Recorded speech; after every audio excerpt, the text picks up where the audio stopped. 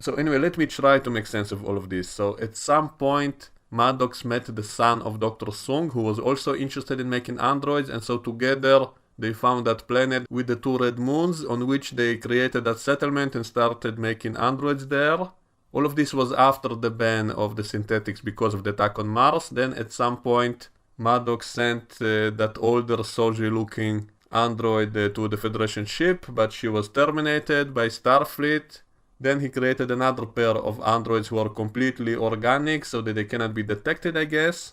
And he programmed them not to know that they are androids, I have no idea why, and to gather information. And so he sent Dodge to Earth in order for her to infiltrate the Daystrom Institute. That kind of makes sense, because he wanted to find out what led to that ban of the androids, what happened to those androids on Mars. He wanted to find out if there was some kind of conspiracy. So he created another pair of those androids, this time them being completely organic and not knowing there are androids for some reason. I guess because he thought that would make them better spies. And he programmed them to only activate if they are in danger, and to subconsciously gather information as much as they could. And he sent one of them to Earth in order to get into Daystrom to find out what happened with the androids from Daystrom, even though he himself was working at Daystrom. So if there's something to find out, wouldn't he already be in that position before he left? So what's the point of leaving Earth, hiding out on some planet for a few years, then creating an android and sending her back to Daystrom to find something out, when he could have just done that himself or asked his lover, who was the head of that research team, but instead he had to send that android.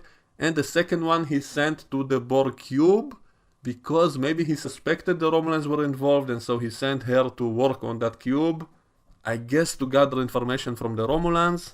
So he put both of them in danger, and both of them had that memory of where they came from, which could potentially just draw attention to that planet. So why didn't he erase that piece of memory about their childhood, about that planet, which was from 3 years ago, I guess, because she said she was built 3 years ago. So why not simply erase that memory if you're the one sending them there, and why not make them aware of the fact that they're androids? Wouldn't they be more careful and work better to find what you need if they are aware of what they're doing? And so this makes little sense.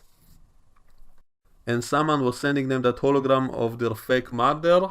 And I remember in the first episode I thought it was the Romulan woman doing that, Commodore Ho, because she had the security clearance. She could know where Picard is, and so she told her through the hologram to go and find Picard again, simply to find her, because they would know where Picard is. And so that's what I used to think. And yet later on, Soji was talking to the same hologram of her fake mother while she was on the cube, and the Romulans didn't know about that, and she kept getting the holograms even after Maddox was dead. And so who exactly was sending the holograms? Was it the people on that planet? No one asks them. I mean, Soji, shouldn't she be curious? Who was her mother? Who was that hologram who was talking with her all the time? If she knows her mother was fake and never existed, wouldn't she ask those people on the planet who was sending that hologram of her mother? Why was it making her fall asleep all the time? Was it trying to help Dodge in the first episode or not? I mean, nothing makes sense. And the whole plot on the Borg cube was basically filler. It didn't lead to anything. A lot of people were speculating that they will somehow tie all these stories of the androids and the Borg together, that maybe the ancient Romulans had something to do with the Borg, all kinds of theories, which I didn't like, by the way, but at least it kind of makes sense to tie all these different stories together somehow. In the end, nothing is tied, nothing is related to each other. It was all basically filler.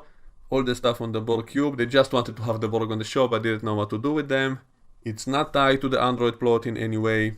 So why was she even there? What was she looking for on that Borg cube? And because she didn't know she's an android and didn't know her own mission, that made her so vulnerable and made the Romulans find out about where that planet is, and now they're going to destroy it. So well done, Maddox. You did a really excellent job with this plot of sending these twins on these stupid missions, which makes no sense. And you just help the bad guys. So that whole plot on the Borg cube, I guess it was just a giant mystery box, which didn't really give you any answers. So it was supposed to make you curious, to keep speculating about what's going to happen, how they will tie it all up, where all of this was going. So it was a giant mystery box, but in the end it doesn't have any interesting answers, or no answers at all to most of these questions. And none of this is relevant to anything. It was simply filler, so it was just an empty mystery box, a giant mystery box, which leads to nothing, just like the JJ style, and they just wrote a nonsensical story about nothing. And visually the show does have some cool moments. It does have some impressive special effects, and at least it has some location shootings, and so that's why it's not as claustrophobic as Star Trek Discovery was, and it's not as dark. So visually maybe it's better, but I think in terms of story this is even worse than Star Trek Discovery was. And also it feels so cheap in some places. I mean, sometimes they kind of recycle all kinds of photos they find on Google Images, and all those clips from Shutterstock. I showed that on my other channel. They simply bought very cheap special effects, which are very generic and which have been used in a lot of places. They simply bought those and inserted them in all those flash scenes. It's supposed to be the most expensive show ever. It's like 8 million per episode, but I guess most of it just goes to Patrick's pockets, because in some places they are very, very cheap. They use all kinds of images and clips from Google Images or from other movies or from Shutterstock. All those generic clips of those androids that they showed in those visions, they didn't create any of that. They just bought that, and to make it look more like Star Trek, they kind of put the Starfleet insignia on some of those androids to make it look more like Star Trek. But that makes it make even less sense, because those were the footage that people saw in those visions from the past. So how come they could see androids with Starfleet symbols on them, and in one of them the android morphed into Data? So how did that appear in that vision from the past? And some of those generic androids had the Starfleet insignia, even though the androids we saw on the show never looked like that. Like the ones we saw on Mars, they look nothing like the one we see in these visions. And so what is this? This is from the past. If it's from the past, why do they have the Starfleet symbols on them? Why did one of them morph into Data?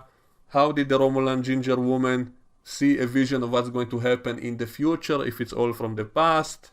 None of this makes sense and probably will never be explained.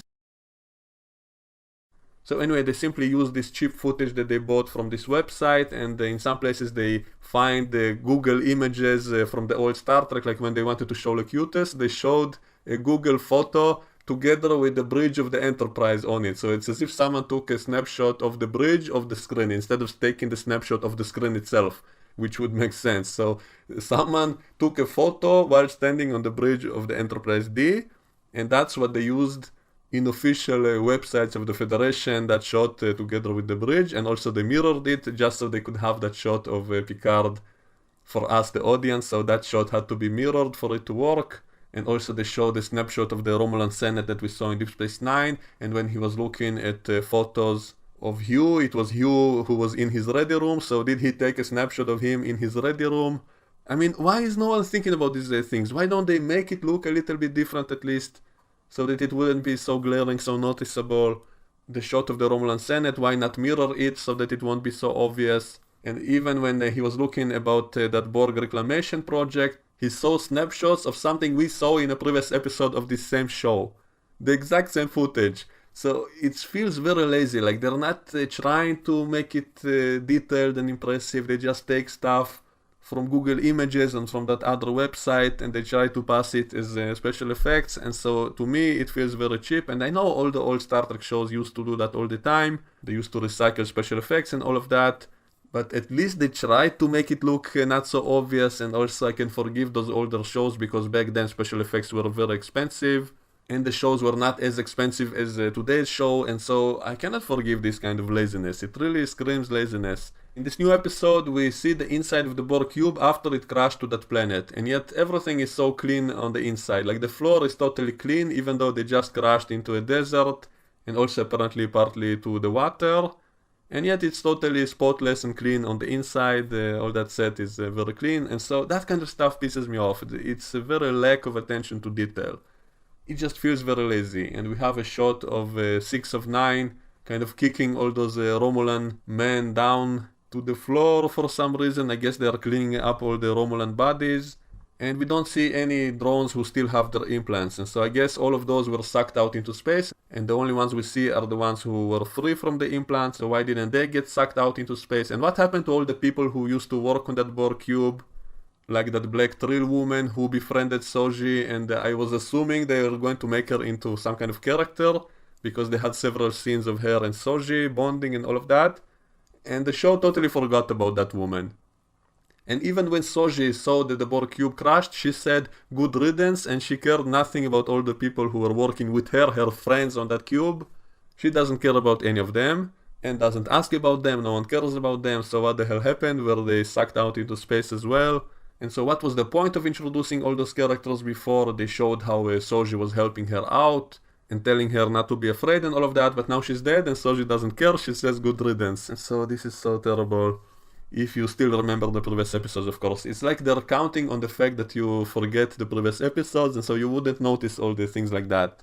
But if you watch it all together, it will look totally ridiculous. And so they introduced that black Trill woman just for that conversation of them saying how hot the Romulans are. That was the only purpose of that character. It reminds me of bad soap operas who always had those one-dimensional characters whose purpose was only for the main character to have someone to talk to and to tell their feelings to.